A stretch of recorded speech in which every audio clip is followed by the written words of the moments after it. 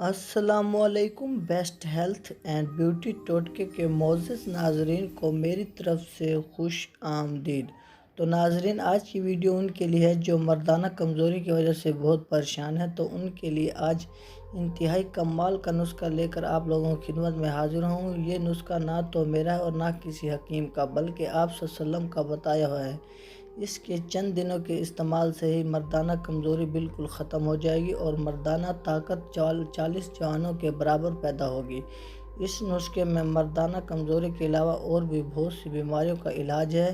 نسخے کو استعمال کر کے آپ لوگ مجھے دعائیں دیں گے۔ تو نسخہ شیئر کرنے سے پہلے آپ سے ایک چھوٹی سی گزارش ہے کہ آپ نے ابھی تک ہمارے چینل کو سبسکرائب نہیں کیا تو جلدی سے ہمارے چینل کو سبسکرائب کریں اور بیل آئیکن کو پریس کر دیں تاکہ مزید آنے والی ویڈیوز کی نوٹیفیکیشن سب سے پہلے آپ تک پہنچتی رہے۔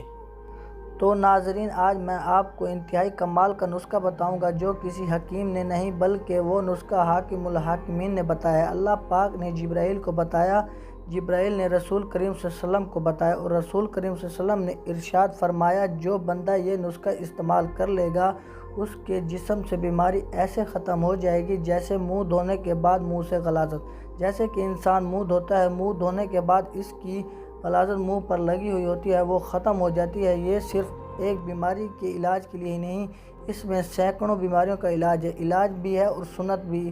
اس کا استعمال بھی کریں گے تو ثواب بھی ملے گا اور اللہ پاک آپ کو فائدہ بھی پہنچائے گا۔ مثال کے طور پر آپ ڈپریشن میں جا چکے ہیں، انتہائی بہت آسان ڈپریشن کو دور کرنے کا طریقہ ہے۔ کسی قسم کا آپ کے دل میں غم ہو اور غم نہ جا رہا ہو تو اس کا استعمال کریں۔ اگر کوئی حاملہ عورت ہے تو اس کا استعمال کریں۔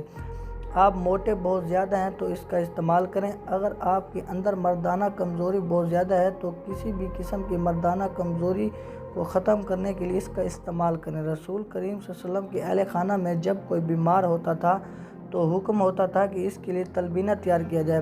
پھر فرماتے تھے کہ تلبینہ بیماریوں کے دلوں میں غم کو اتار دیتا ہے اور اس کی کمزوری کو یوں اتار دیتا ہے جیسے کوئی اپنے چہرے کو پانی سے دھو کر غلاظت کو دور کرتا ہے۔ ابن ماجہ کی روایت ہے، حضرت محمد صلی اللہ علیہ وسلم نے جبرائیل سے فرمایا، اے جبرائیل میں تھک جاتا ہوں، تو جبرائیل نے فرمایا، اے اللہ کے رسول آپ تلبینہ استعمال کیا کریں۔ تلبینہ کیا ہوتا ہے؟ تلبینہ کسے کہا جاتا ہے؟ تلبینہ کن چیزوں کا نام ہے؟ اس کا طریقہ کار یہ ہے کہ اس میں کاجو ڈالا جاتا ہے، بادام، پستہ اور تمام میوہ جات ڈالے جاتے ہیں، شہد کا استعمال بھی کیا جاتا ہے۔ ان سب چیزوں کو ڈال کر اس کا سفوف یا پاؤڈر بنایا جاتا ہے۔ یہ بازار سے آسانی سے مل جاتے ہیں۔ اس میں مختلف فلیورز بھی ہوتے ہیں۔ اس کو استعمال کیسے کرنا ہے؟ بزرگ فرماتے ہیں کہ اس کو 41 دن استعمال کرتے ہیں اور اس کو نہار منہ 41 دن لگاتار استعمال کریں۔ مثال کے طور پر ایک گلاس دودھ نیم گرم لیں، اس میں تھوڑا سا ابال آنے دیں۔ جب یہ ابل جائے تو اس میں 2 چمچ تلبینہ کے ڈال دیں۔